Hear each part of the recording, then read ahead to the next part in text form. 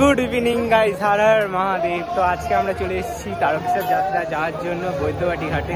আর আমাদের আজকে বাবার নামে জল ঢালার জন্য আমরা এসেছি। আর এখন যাচ্ছি ঘাটের দিকে।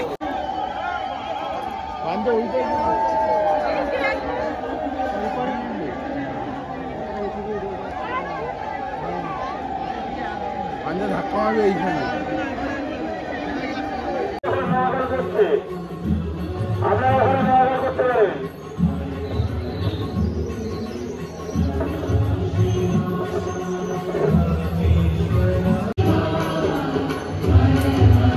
এই যে আমাদের বৈদ্যবাটির মহাদেব এখানে, আর আমরা এই বৈদ্যবাটির ঘাটে স্নান করেছি দেখাচ্ছি। এই হচ্ছে আমাদের বৈদ্যবাটি ঘাট, আর আমরা এই বৈদ্যবাটি ঘাটে স্নান করে এখন বেরাবো।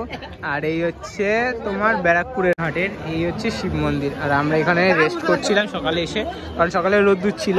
তো রেস্ট টেস্ট নিয়ে স্নান টান করে রেডি হয়ে গেছি এখান থেকে, ঠিক আছে। আর একটু পরে আমরা বেরাবো, সেটাও দেখাবে। পুরো ব্লগটা দেখতে থাকো আর বুঝতে পারবো আমরা কি করছি।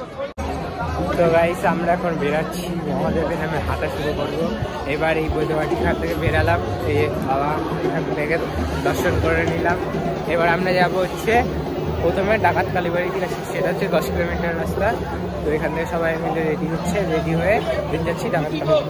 হাডা আর মহাদেব, হাডা আর মহাদেব। তো চলে এসেছি আমরা ডাকাত কালীবাড়ি। আর এই হচ্ছে আমাদের ডাকাত কালীবাড়ি যাওয়ার রাস্তা। আর মোটামুটি পিছনে দেখাচ্ছি আমাদেরকে ডাকাত কালী মন্দির, ঠিক আছে। 7 ঘন্টা মতো দাঁড়াবো, দেন রেস্ট টেস্ট নিয়ে তারপরে যাবো এখান থেকে বৈদ্যবাড়িতে। আর চলো মায়ের দর্শন করাই আমাদের ডাকাত কালীবাড়ি।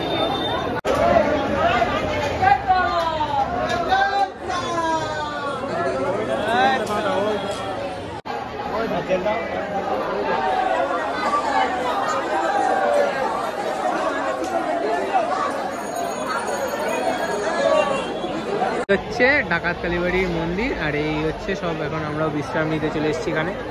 তো হর হর মহাদেব, অলরাইট আমরা চলে এসেছি মারোয়া চৌধুরীতে এখানে। আর মারোয়া চৌধুরীতে এখন এসেছি আমরা বড় শিব লিঙ্গের ওখানটায়, যেখানে বড় শিব দেখা যায়। তো তোমাদেরকে সেটা দেখানোর জন্য নিয়ে যাচ্ছি।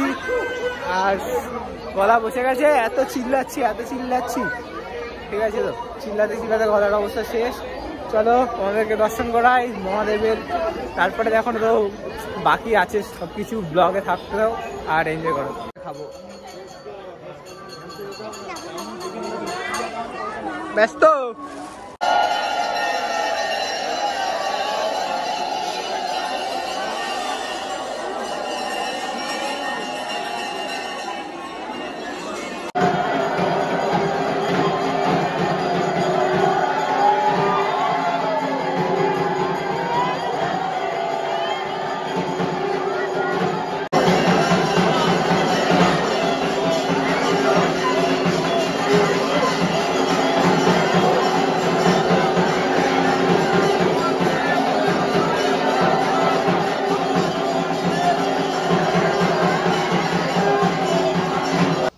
তো গাইস, এই ব্লগটা তোমাদের কেমন লাগলো? আর আমাদের বাবার মাথায় জল ঢালা কমপ্লিট, আর আমরা এখানে এসেছি চা খেতে। তো ভালো লাগলে লাইক, শেয়ার অ্যান্ড